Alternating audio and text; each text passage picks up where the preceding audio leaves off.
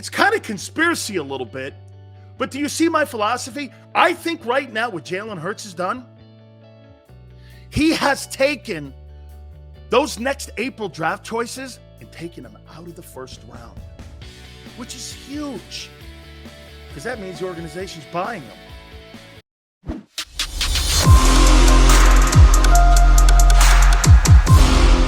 Welcome aboard National Football Show. Yeah, Big Sales here. Please hit the like button. Thanks so much for coming aboard. We appreciate everybody stepping in with us. Thank you. We are getting closer and closer to Sunday's game with the Eagles and Cardinals. Plus, this is going to be a great weekend. What a sports weekend, man. I mean, you got great college football games this weekend. On Saturday, you got great NFL games. We're going to look at the point spread a little bit later on in the program as well. But I want to start it off with this. You know, I was listening to that soundbite again from Donovan McNabb when he was on WIP a couple days ago. And I happened to listen to Colin Cowherd today on The Herd.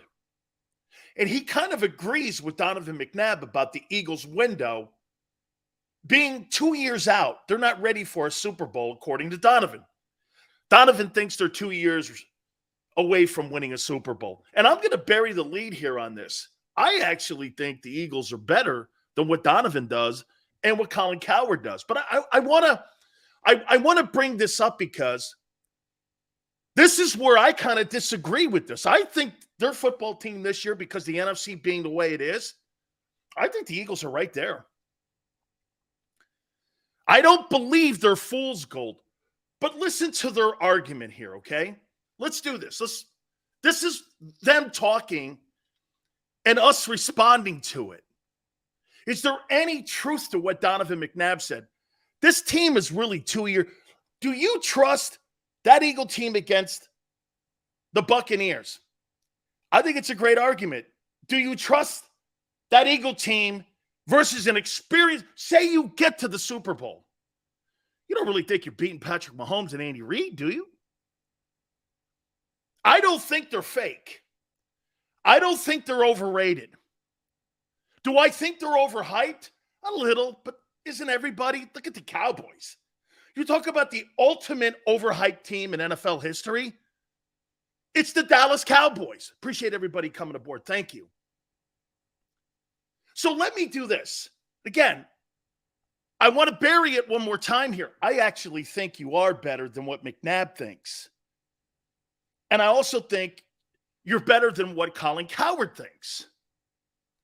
Okay? Wait a minute, Matthew. I think you're better than some of the national people and one of your own. I think this football team has a chance of playing for the Super Bowl this year. I've said that to you. But Colin Cowherd made a point. Last year against playoff teams, the Eagles were 0-6. I get it. Upgrade in talent across the board on both sides of the football. Defensively, offensively. No question about it. So when you say 0-6 from a year ago, I think that's a different team to what we're seeing today on October 6th. So when you say 0-6, I say this, well, this is a different ball club. I think they gained a lot of experience making the postseason. Xander, remember you and I last year saying this? Hey, they may not go far into playoffs with that Brady team that they got to face, but that's going to be a great learning experience for Jalen Hurts, the coaching staff, and everybody. And I stand by that. I agree. Cowherd goes like this. Every year you have a team that you go like this. You know, they're just not ready. It's like an apple on a tree that's still green. Can he be right? Is this still too young a football team to be in that conversation? Look, I think they're going to win 12 games, maybe more. But you do have to look at what their biggest accomplishment is so far, and it's not really a long resume. Okay? Jay, I agree. The team's better. But they really haven't won anything or beat anybody. And look, I'm not dismissing the 4-0 start. I'm not calling it overrated, overhyped. I'm not going to do that. But there's some truth to it. There's no accomplishment on the resume of Jalen Hurts or the coaching staff. And I fire back and say this, though. Yeah, in the last 14 games, you won 11 games, though, regular season.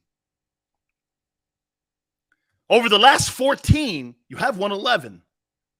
So to kind of dispute what he says, well, they're winning ball games, dude. And they're getting better and better every week they play.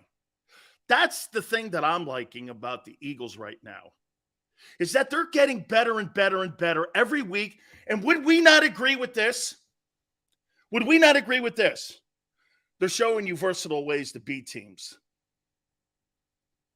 I don't really think there's a team in the NFL. I think they're the toughest matchup of any team in the NFL. When you play Patrick Mahomes, you got to beat Patrick Mahomes. When you play Josh Allen, you got to beat Josh Allen. When you play Tom Brady, you got to beat Brady. When you play the Eagles, well, the running game's there. They could beat you throwing the ball. They could beat you both ways. They could beat you now on defense, it looks like. So I disagree with McNabb and some of the national people like Colin Cowherd. I think the Eagles' chances of winning the Super Bowl this year, or how about this? I think getting to the conference championship game, I think they have as good a chance of any team in the AFC or NFC of getting to the championship game. I don't think that there's a bunch of good football being played. Brady said it yesterday, or today was it? Tom was asked the question about today's NFL and the parity in the game. You know what he said? A lot of bad football being played. The Eagles aren't in that conversation. They're playing really good football. I mean, when you watch the Texans, it's unwatchable. When you watch the Broncos, that offense and that team is unwatchable. They play tonight. If Russell Wilson wasn't playing, I wouldn't watch that game, maybe. I probably would. But some football is just unwatchable. Like when you watch the Commanders, it's almost unwatchable football. Okay? It's almost unwatchable. They can't stand that we're a good football team, so they have to make up BS narratives. Jay, I just think it's conversation, okay? I just think it's conversation. I didn't hear anybody saying the Eagles are a bad football team. And what do you care if there's bad football being played around you? In 2017, there was shitty football being played around you. Look at who were in the conference championship games in the NFC the year you guys won the Super Bowl. Case Keenum? It's okay. Brady had a decade. Shit, Brady had 2 decades in the AFC East of bad football. Once you get to the playoffs and win a Super Bowl, who cares what your division looks like or your conference? We won last 7 regular season games. And like I said, you've won 11 of 14 regular season ball games too. This is the first year I've actually fallen asleep during some of these games. Dude, some of the football, Brady's right, is terrible. James says, Sills, are you an Eagles fan? I'm getting there. I'm more of an Eagle fan. And fan of the fans. I've said that to you. Okay? I'd be lying to you if I told you I was a Philadelphia Eagle fan. You want me to lie just so I can get clicks and views? That's not going to happen. I'm a fan of the fan base. I love the fans. I love the Buffalo Mafia. I love Bills Mafia, man. I love anybody that's passionate about their football team. So I can't lie to you. Seals, if you were barely winning our games, I'd agree, but we're dominating. Jay, I'm not saying this. This isn't me saying it. It's McNabb and Cowherd and some of the other national guys. I'm not saying you're an overrated. That's not what I'm saying. I actually think, and like I said earlier in the year, I picked you to get to the conference championship game. Okay? I'm not a Pats fan. I'm not a fan of any team, really. I'm a fan of greatness. I like watching winning. I like watching good football. I don't really have a team I root for in the NFL. I root for my Canes. Okay, the Bucks I play for, that's why it's up. It's not up because I'm a fan of the team. It's up because I played there. So, and the Giant jersey is my uncle, who's a Hall of Famer. The other one was a gift from Gastineau, the Sack Exchange. Those are the 3 jerseys I have hanging up. I don't even have one of my own hanging up. Okay, so James goes, you're growing on me. I'm starting to understand you a little bit. James, that's what we say here about the Big Sills show, right, Xander? You may not like me. Every time I see Sills glasses, I think of Sally Jesse Raphael. So do I. Yeah, believe me, my wife's getting me new glasses, okay? Aunt Betty, she's getting me new glasses, okay? Just so you know. Sills is a Syracuse fan. Absolutely not. You know why, JM? Syracuse offered me number 44 to go to Syracuse and play. I said, you ain't giving me Jim Brown's number, man. Come on. And then I went like this. How many people did you offer 44 to? He goes, 20 guys. Norm Gerber, his name was. And I say, okay, well, at least you're being honest. I'll take a visit. So I took a visit. Hang a McNabb jersey. That ain't happening. That'd be like hanging a vomit bag on my wall. I don't hang vomit bags on my wall. Sills is a Hassan Reddick fan. I will be if he chases Kyler Murray around and beats the Cowboys. Okay, I will. All right. So fun. Do you agree? Dude, there's people out there that think you're overrated and that your record's overhyped.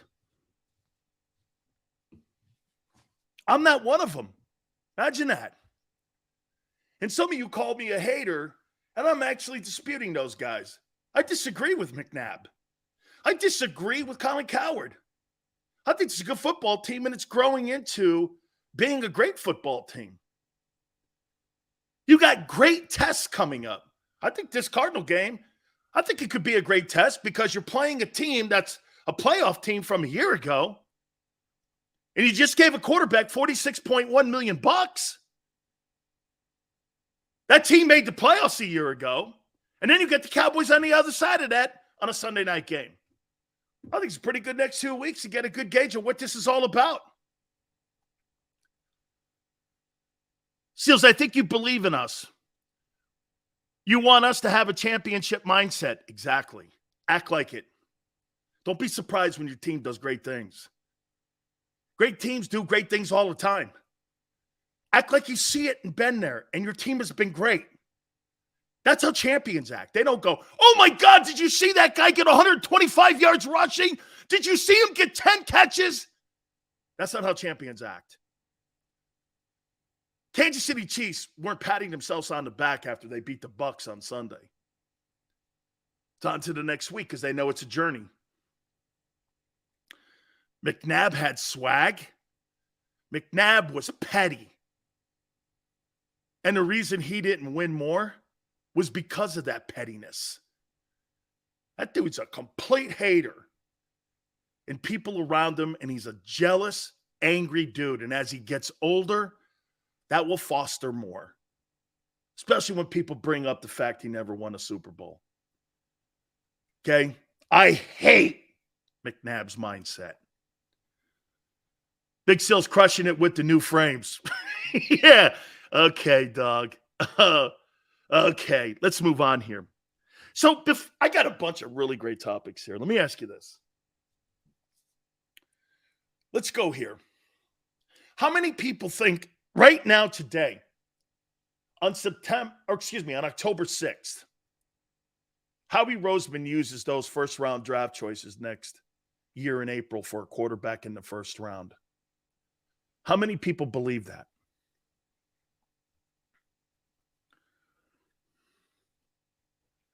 How many people believe that? That he'll use those first rounders next year? No, nope, no, okay. Hell no. No chance in hell. Okay. Well, then can I go by Howie Roseman's behavior in the last 20 years?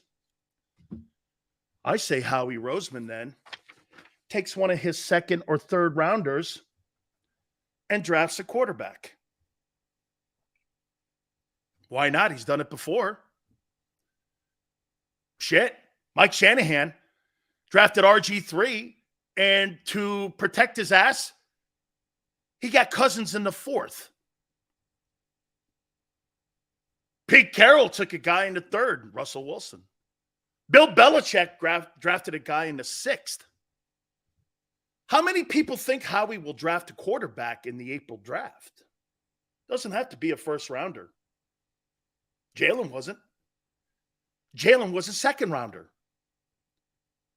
Why wouldn't he get a guy to protect his flank on Jalen in case Jalen inflamed or imploded like Carson did? Nobody thought Carson was going to implode the way he did. And I don't care what any of you said. Jalen Hurts was not drafted to be the starting quarterback in Philadelphia, Pennsylvania. You know that, and you know it. And don't try to change and revise history because it's not true. How many people think that Howie will take either, I don't think he'll use a 2nd, but how many people think that he'll use one of the latter rounds? I don't have the list in front of me, so you guys correct me. 3, 4, or 5. Could you see him drafting a quarterback in rounds 3, 4, and 5 of this next April draft? Why not? I would. He protected himself against Wentz. Okay? He protected himself. Why wouldn't he follow his nature on how he drafted Nick Foles in a latter round? This guy drafted Foles and Jalen Hurts, who turned out to actually be more productive than Carson Wentz. Why wouldn't he do it this coming April? How many people believe he'll draft a quarterback? Xander, you too. How many people think that he'll draft a quarterback in April? I do. I always thought it was just what round was it going to be? Was it going to be 1st round, 2nd round? I think it's going to have a lot to do with how Jalen finishes the season. If Jalen has an MVP type season, you'll see him on the 3rd day. If Jalen Hurts has a season where it was a bumpy ride and it starts getting bumpy after these 4 games here that they've started out, great. I could see him drafting, Jesse, like you, 2 to 4, somewhere in there. You see, guys, it's kind of conspiracy a little bit, but do you see my philosophy? I think right now what Jalen Hurts has done, he has taken those next April draft choices and taken them out of the 1st round, which is huge because that means the organization's buying them. And I think you'll see them take a quarterback. By the way, Gardner Minshew's gone. He's a free agent at the end of the year. They may trade him by the trading deadline. Are you just going to let Gardner Minshew walk out the building? They're going to need to draft a quarterback. The question is, what round? And he'll take that stiff TVD in the 4th. Yeah, kid better play well against UNC. Remember your Monticells. Draft a quarterback every year if you can. I completely agree. If I were a general manager, I would draft a quarterback every single year I was general manager. You never know when you land on Brady. Yeah, but Nick, I don't want to pick up a free agent where I have to spend big money. I can have a guy in the latter round on a rookie deal. Why? You don't want a veteran. You need all the cap space you can get. You're going to need a backup quarterback. Remember, Jalen was a backup quarterback that has elevated himself into being a potential franchise guy. Yet to be determined, 4 games in. You know where I stand. Don't need to reiterate that. I don't want a veteran guy. Maniac, I don't want any of that shit. I'm going to draft a quarterback that I could develop like they drafted Nick Foles. Foles is a Philly raised and born in the draft quarterback. So is Jalen. Anytime you could pick a guy like that, and by the way, so everyone knows, I think they take a quarterback in the draft, but I do not believe right now, as of October 6th, that it's anywhere near the first round. Could it be a second rounder right now? Has Jalen played good enough for you not to take a quarterback in the second round? Knowing he was a second rounder, I wouldn't take a quarterback in the second round on October 6th, the way he's playing. I would do it in the third, maybe. I would do it clearly in the fourth or fifth, just to get my backside in case this guy implodes. That's what I would do. So you guys agree? He'll take a quarterback. Okay, I agree too. I think it's between 3 and 5, somewhere in there. I don't think even in the second round they would take one. Because in the second round, I might want to go and get an O-lineman because I'm getting a little up there in some of the positions in the offensive line. And Jalen Hurts, you keep building around your quarterback, you start interior. Remember, you never build a team from the perimeter in. You build it from the inside out. And you have the best offensive line coach in the NFL. So you keep plugging away at that O-line. Good, we're on agreement. We all agree that we believe that Howie Roseman is going to draft a quarterback in the upcoming April draft. Not to take Jalen's job, but to protect Howie, because that's how he is. You know that's how he drafts. Drafted Jalen Hurts because it was a seatbelt in case that guy inflamed. And he did. Howie got lucky. He landed on a guy who nobody wanted in Philly. Nobody wanted Jalen Hurts. Are you crazy? Absolutely not. And now you got two first-round draft choices that you potentially could move to get Will Anderson. You're into Will Anderson sweepstakes. Dude, Will Anderson will be the most impactful football player coming out of next year's draft. I'll say that today. You're going to have to develop quarterbacks. That guy's ready to rock. You put the key in his back, you wind him up, and you let that guy run into people. That guy's ready to roll, dude. That's what you need, is a guy like that. Glad to see this. This is good. I do think he drafts a quarterback. But Jalen has pushed that out of the first round now. And I personally think, like I said, 3 to 5, somewhere in there. Somewhere in there. Okay. Let me ask this question now. Let's transition over to Hassan Reddick. Defensive Player of the Week. By the way, Nick Bosa is the best D lineman right now and rusher in the league.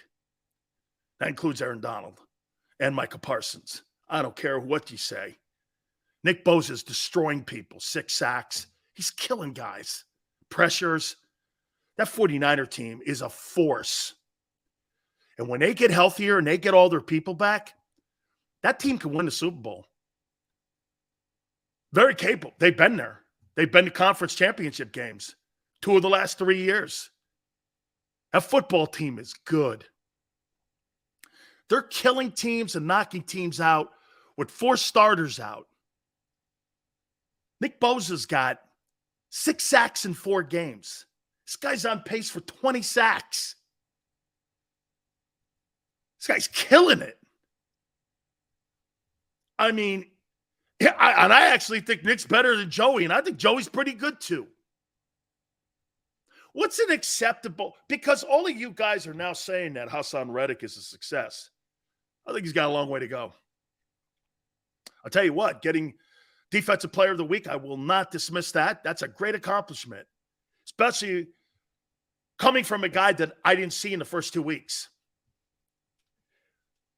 What will be an acceptable number for you to think that he had a successful year this year, Hassan Reddick? What's an acceptable number of sacks For you to go like this, and by the way, he's not on a stiff team like he was the last 2 years. Arizona 2 years ago was a stiff team. Carolina last year was a stiff team. You're on now a championship contender. What would you consider and accept? He's got, 3.5 sacks now? Okay. Just to put this all in perspective here. Last year, Chandler Jones had 4 sacks or 5 sacks in one game. And I think he ended up with 10. So let's pump the brakes on people going, oh, this guy's panning out. He's doing, okay, wait. Every week is its own chapter in the book of the NFL season. 11 sacks, 12 sacks, 14, 12. I think 14's high. Sand says 9 to 10. I think that's a little low for $15 million, don't you? Less than $1 million a sack? Or more than $1 million a sack? I don't know. What's an acceptable number? 13? Will we all agree? If Hassan Reddick falls short of 13 sacks, you paid him $15 million, that's still south of $1 million a sack. I mean, really? 13 sacks? 13 and a half? 15? You guys are reaching, man. That's a lot. 15 sacks, he's all pro. So you think he's going to have an all pro season to warrant the money? 22? Yeah, okay. So you think he's TJ Watt? It's funny.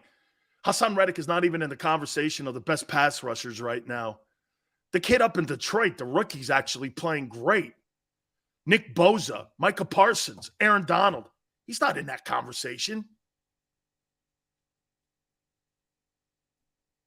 Like I said, 91, last two teams he's been on, he was on hamburger helper teams. Meant nothing.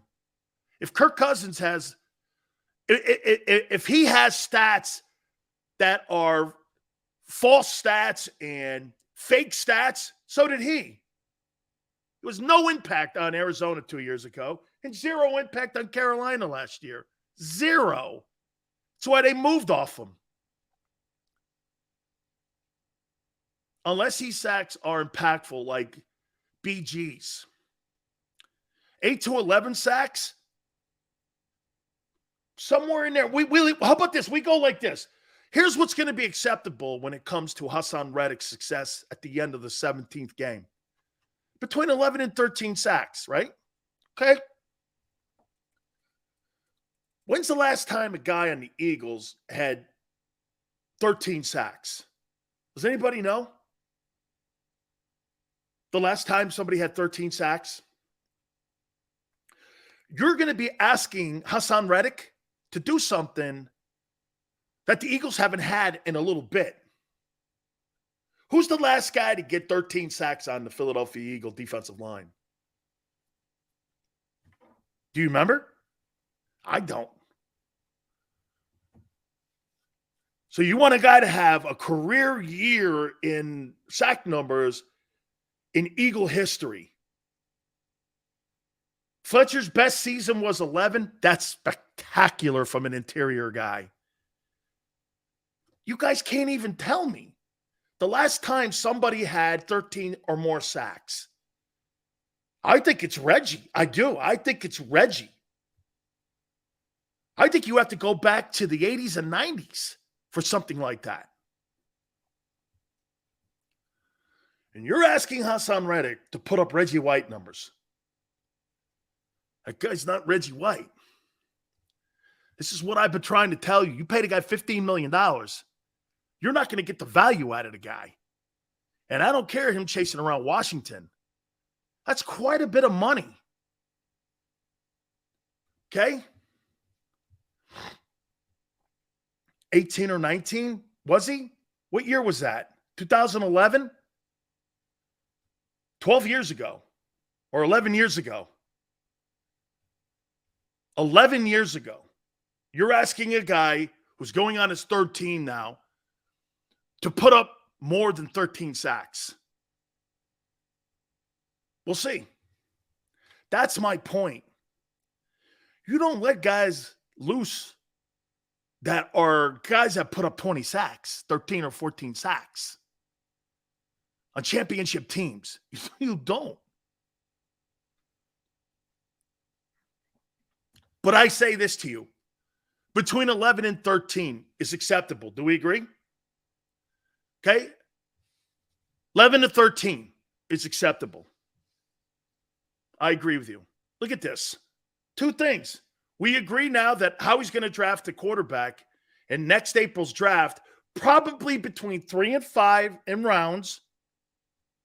And now we all agree that Hassan Reddick, for him to fulfill that contract and what we are expecting out of him, has to now be between 13 or 11 and 13 sacks.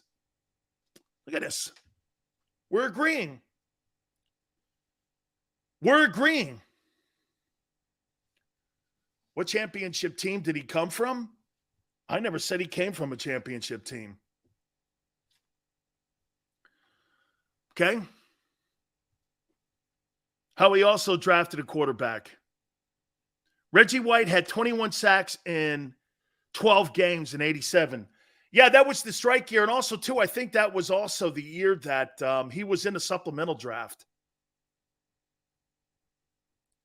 That's right. And Xander, listen, Xander and I are both Will Anderson guys. Will Anderson is going to bring Michael Parsons' presence on a defense. Hassan Reddick does not bring a presence like that.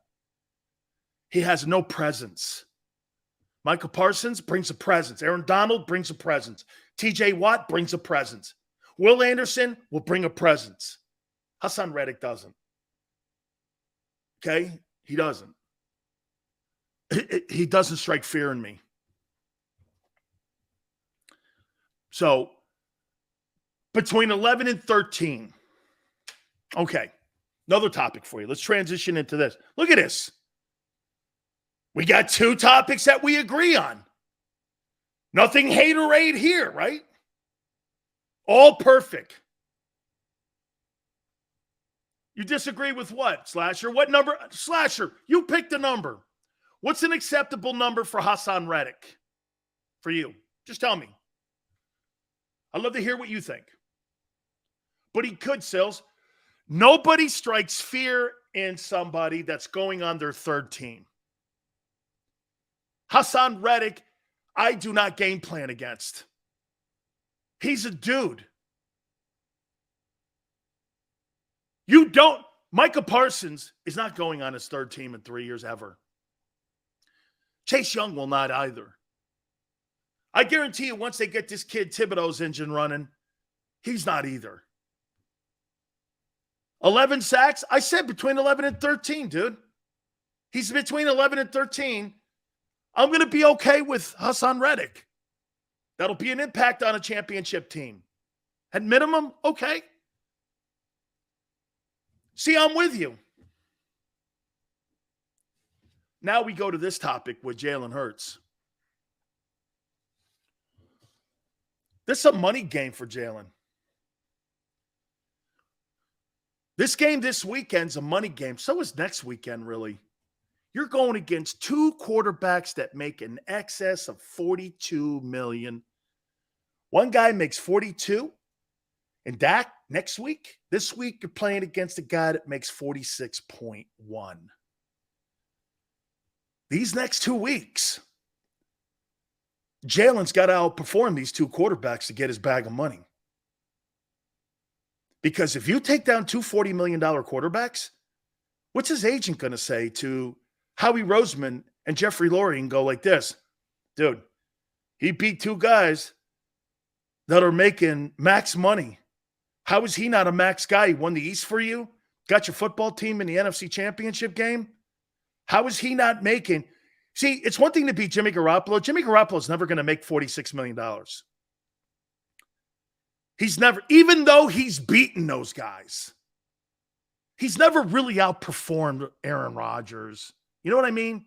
And Dak, well, Dak's Dak. Okay? Right? I mean, Garoppolo's never going to see $46 million. Never. Never going to see it. Jalen might. When you look at Jimmy Garoppolo, even when he beats Aaron Rodgers, you're going to go like this. I'll pay Aaron 50. I ain't paying that guy 50. I can't. And no one in the league would. And I agree.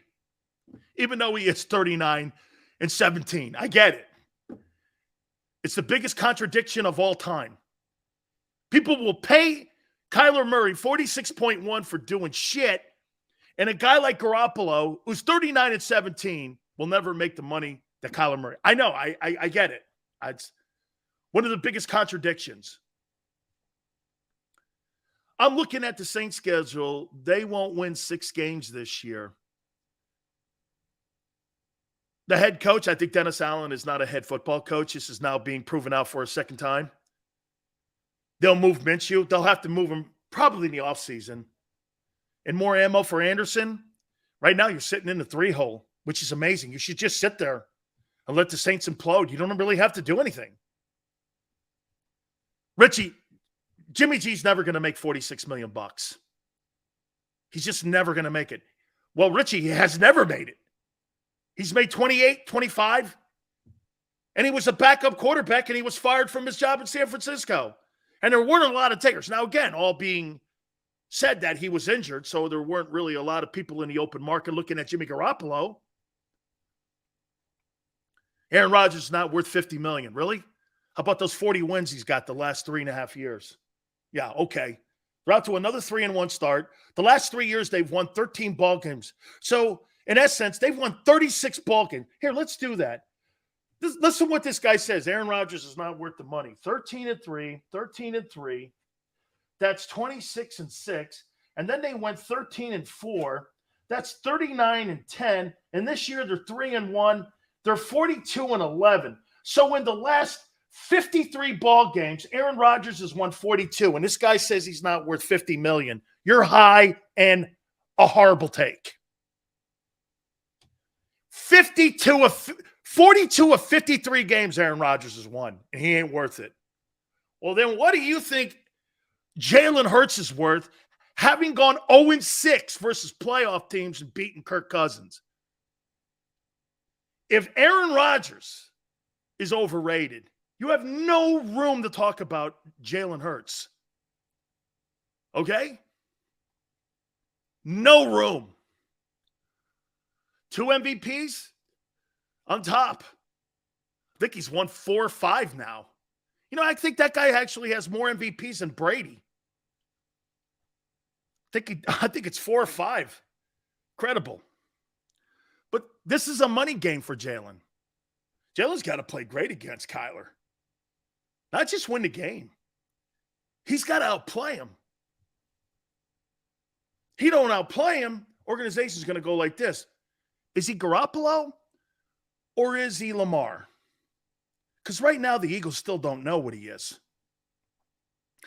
You know the biggest quagmire the Eagles are in? What is Jalen Hurts? If you can't put a price tag on 39-17-0, and 2 of the last 3 NFC championship games, and 1 Super Bowl appearance and 1 NFC title for Jimmy Garoppolo, what is Jalen Hurts' contract? What's he worth? Having gone 0-6 versus playoff teams last year, and really a very unimpressive list of roster of teams they've won against. He's excelled doing the things he has to do. But when you're playing against Kyler Murray and Dak, this is where you earn your dough. He's special, Steven says. What's he done that's so special?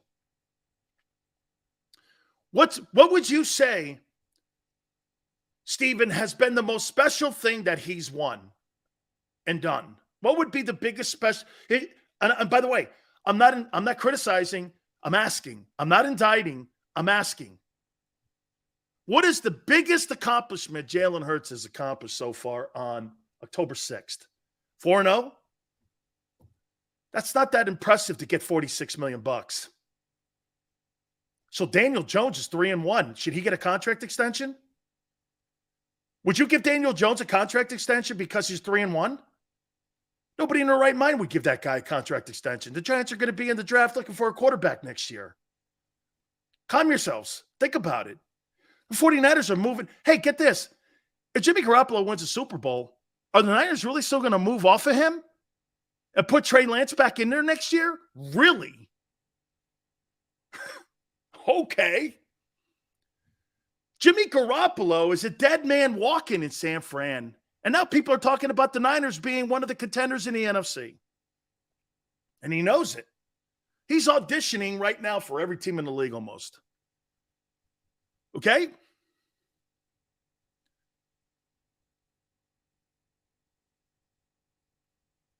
What is he? Listen, don't turn it back on me. What has Jalen done in the last 2 years to say that he's done something special to be paid like Kyler Murray or Dak Prescott? This is the question here. These next 2 weeks here, how about this? Just so you guys, because I see where this is going already, because you guys are all, not all, most are idiots. These next 2 weeks, if he beats 2 guys that are making in excess of $46 million, Jalen Hurts has an argument then to go like this. Well, I'm beating big paid money guys now. You got to pay me too. Kyler Murray hasn't done shit. And I just beat him. You see, he's building equity up when he does. He has no equity right now, except that he's getting in conversation for a potential salary hike that's going to be extensive. But how much? You haven't beaten any. You keep calling all those numbers that Kirk Cousins put up hollow numbers. So are Jalen's. I mean, he's put all those numbers that you guys throw at me against shit teams and non-playoff teams. Those are Kirk Cousins' numbers. These next 2 weeks, these are going to be, and by the way, I want to walk back on one thing. I do think that's a good win for him against Minnesota. Minnesota's 3-1, and I think they're a playoff team. Okay, I do. That's why it's probably the most significant win he's had since he's been an Eagle quarterback. And they're one of the teams in the NFC that have a shot. I don't think to go far, but to get in. It doesn't matter. You're a playoff team, you get in, that's a good win. I'm trying to be reasonable here. The next 2 weeks, this is where he goes like this, and you start having to say this. Well, they're 6-0. He beat Dak. He's the top quarterback in the NFC East. And he just beat Kyler Murray, who got a pay raise to 46-1. Now the Eagles have to start talking money. And now you're not talking about $35 million. Now you're talking Dak Prescott money. These next 2 weeks, this is money games. These 2 quarterbacks are money games for him. His agent knows that. Beating Wentz, Jared Goff. That get you anywhere. Beating these 2 guys. Look, these guys aren't the best quarterbacks in the league, but you know what they are? They own the money belts. I used to tell people all the time, Floyd Mayweather, I don't know if I really ever enjoyed his fights, but he did own the money belt. And anybody that fought Mayweather, including Conor McGregor, got paid enormous money. Why? Because he was in the ring with him. That's what this is. Jalen's in the ring now with a big money dude. Beat him. Outplay him. Because, again, the guy in San Francisco could come back to you and go, that dude hasn't done shit compared to my resume. He hasn't. Garoppolo might be the most disrespected player in the NFL for what he's accomplished. You know, Garoppolo has to be considered one of the greatest quarterbacks in Niner history for the wins, for the type of wins, for who he's beaten, the games he's won, the Super Bowls he's gotten to, the NFC Championship games, which are multiple. What other quarterback in the NFL? Aaron Rodgers in the last 15 years doesn't have the resume that Garoppolo has in the postseason. Or he's probably right there with the one loss. He's got to be one of the most disrespected. Okay? Tell me, again, am I right when I say, look, we've agreed on 2. These next 2, if Jalen Hurts outperforms Kyler Murray and Dak, his agent now, and he wins the games, man, you're talking about some good stuff here. Cut what out? What are you talking about? Cut what? Dude, stop with Jimmy. You actually think Jalen Hurts is more accomplished than Garoppolo? What a bunch of idiots. What a bunch of idiots. Holy shit. Are you stupid? 0-6 versus playoff teams. You beat Cousins and you're calling yourself and your quarterback more accomplished than Garoppolo. And you didn't even Jimmy beat the Eagles last year.